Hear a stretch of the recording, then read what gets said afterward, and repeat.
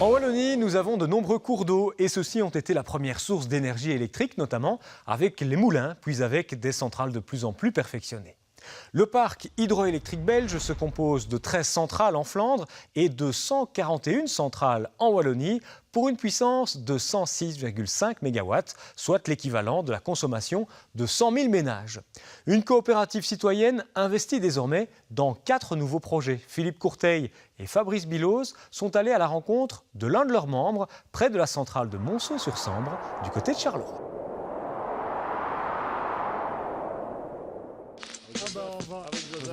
Nous les avions déjà rencontrés sur un site de biométhanisation à Auchin. Émission Zéro, c'est une coopérative regroupant des citoyens qui ont envie d'investir dans les énergies renouvelables comme l'éolien, le photovoltaïque, la biométhanisation, mais aussi l'hydroélectrique, comme ici sur la Basse-Sambre. Le côté hydro était pour nous extrêmement important, d'autant que les gisements en Wallonie, les gisements les plus intéressants, ils sont sur la Sambre parce que tous les autres sont pris. Je parle de la Meuse notamment, où là, il n'y a plus de concessions libres. L'hydroélectrique étant une énergie renouvelable pionnière en Belgique, les barrages sur lesquels venir appuyer une centrale étaient rarissimes jusqu'il y a peu. Il reste du potentiel parce que les basses chutes, notamment sur les cours d'eau navigables, n'étaient pas exploitées jusqu'ici. Les chutes sont assez basses, mais maintenant on a des machines qui sont capables d'exploiter ces basses chutes-là.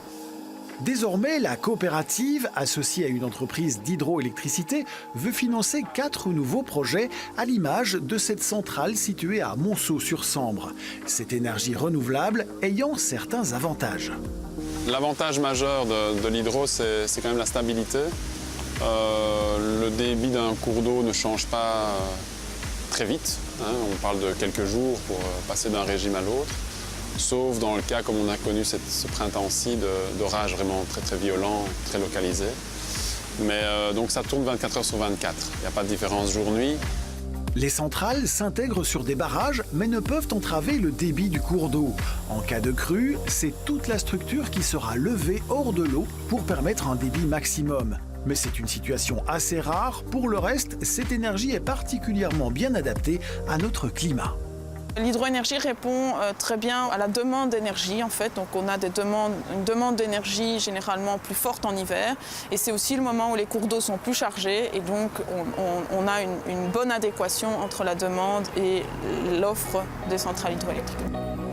Sur les 4 nouveaux projets, un se fera sur le site des Grosses Battes à Liège, 2 autres à Auvelais et Rosely dans la région de Charleroi, tout comme le 4e qui sera une rénovation de la centrale du barrage de Basse-Sambre à Marcinelle.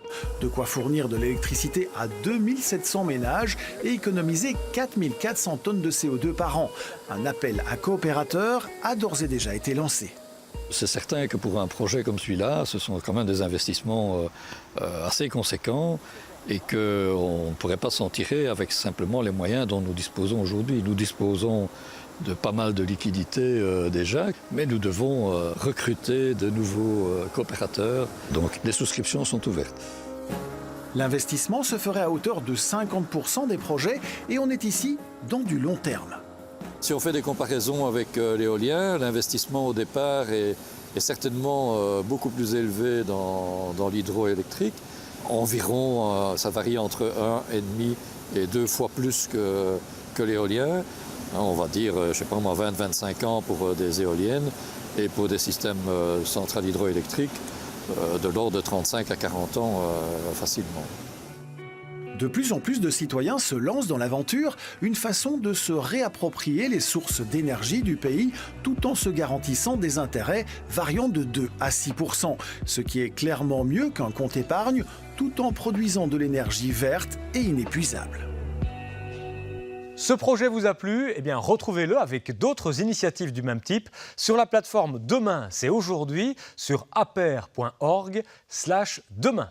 On va rester dans le domaine de l'eau, mais de l'eau qui se trouve au-dessus de nos têtes, dans les nuages. Qu'ils soient décoratifs, menaçants, discrets ou constituant une imposante couverture, les nuages sont souvent présents. Mais une question, comment se forment-ils? Eh bien, pour le comprendre, il faut d'abord rappeler qu'un nuage, ce n'est pas que de la vapeur d'eau, comme on le croit parfois. Un nuage, c'est un ensemble de petites gouttelettes d'eau et ou de cristaux de glace en suspension dans l'atmosphère et en concentration assez grande pour être visibles.